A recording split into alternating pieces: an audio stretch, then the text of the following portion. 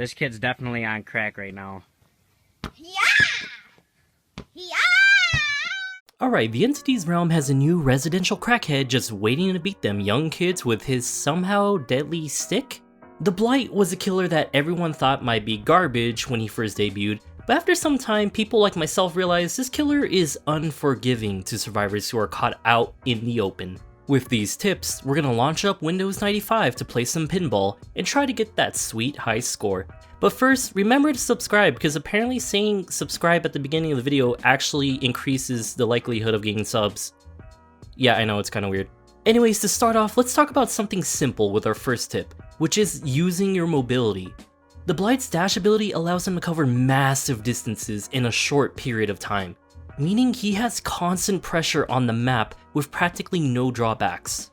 With this type of speed, you'll want to be bouncing around the map and catch a survivor out of position, and from there, you can get an easy hit on them before the chase really kicks off. Keep in mind, with this type of speed, Blight really does not care about exhaust perks like Sprint Burst or Life, because you could do your mad dash and catch up to them in seconds.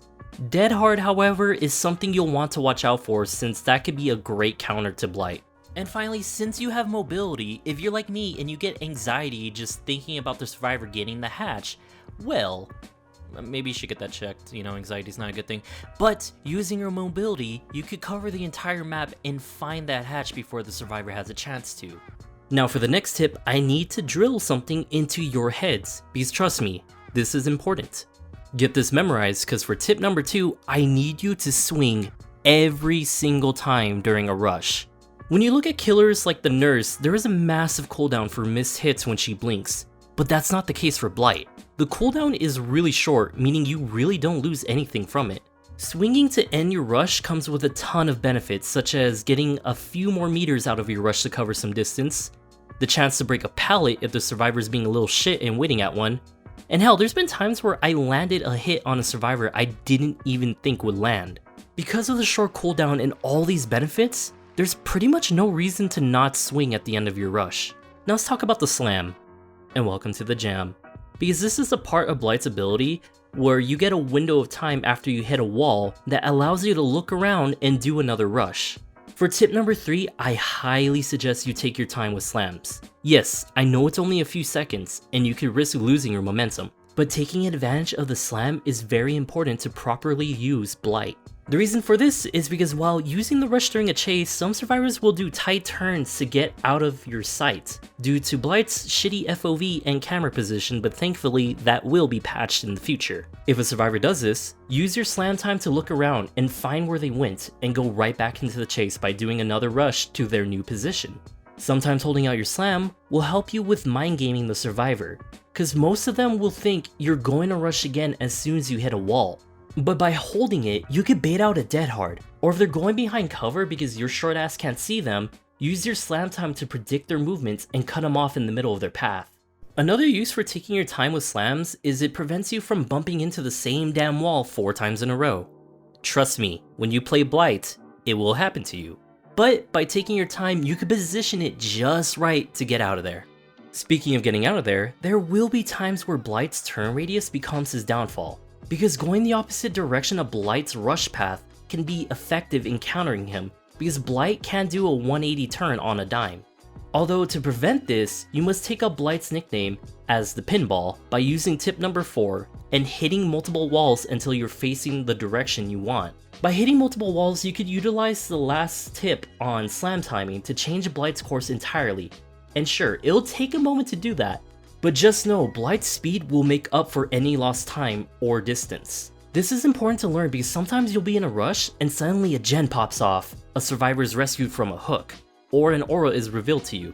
If any of these happen during a rush, don't be afraid to hit multiple walls and use your slam to face the direction you need to go to catch the survivors.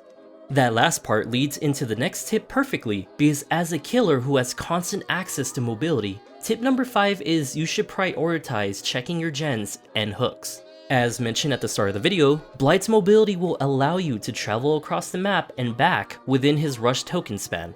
If you hook someone or regress a near complete gen, rush across the map and look for survivors. If you don't happen to find any gens being worked on or survivors out of position, then use your remaining tokens to head back to the hook or gen you were just at.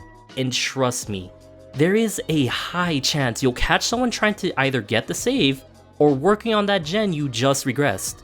This is because the survivors expect you to be investigating the other side of the map, but if you do that and don't find anyone, that is because the survivor watched you leave and went in for the objective. With how fast Blight is, the survivors won't have much time to react to you coming back, so either you will get a hit on them, or you will put them in a bad position for a chase, which either way is a win-win for you. Although if you catch someone saving, go for the savior and not the survivor on the hook. Mainly because that's a good way to get your ass hit with a decisive strike or make their borrowed time go off.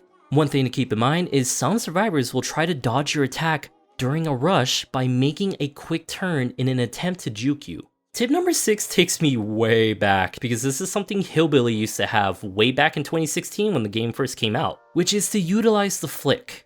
Back then, Hillbilly used to have a flick so he could quickly turn and hit a survivor who attempted to juke his chainsaw. While that is dead and buried, it now lives on with the Blight, and is now pumped full of steroids. While Blight's turn radius is limited during his rush, his flick while attacking has a great turn rate that you could use for a number of situations. If a survivor tries to juke you, then use the flick to counter that and land the hit.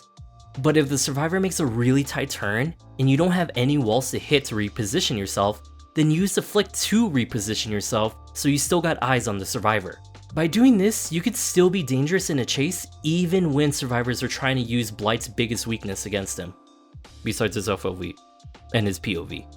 Now for the final tip, I would like to leave you with a little tip that is incredibly deadly during a chase, and uses a majority of the tips we just discussed. This is what I like to call the pit stop. When in a chase, and you aren't close enough to hit a survivor, just use your rush to run straight past them and into a wall. Then, taking your time with the slam, quickly turn around and find the survivor. Do your lethal rush and immediately swing to land the hit. Blight is so damn fast that the survivors will not have time to juke you because of their own turn rate, alongside of Blight's major flick.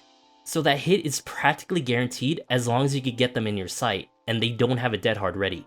Even then, being patient with your slam will allow you to bait the dead hard out like we mentioned earlier.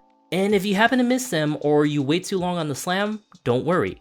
This can make the survivor change course entirely, luring them away from whatever loop they had planned. Use this to either get the first hit, or just end that chase within seconds of starting it. And from there, you will see your Blight becoming much more deadlier than before. Well, that's it for our favorite crackhead, and I gotta say, I've had so much fun with this little guy. There's just something so damn fun about bumping into like 30 walls and then hitting a survivor in the back with a skull with your cane. Hopefully this guy will help you out, and if you got even more tips, be sure to leave a comment so you can help out people too. Anyways, I'm Chris from Genuine Chill. If you liked the video, you should like the video, and subscribe for more Dead by Daylight content among other things.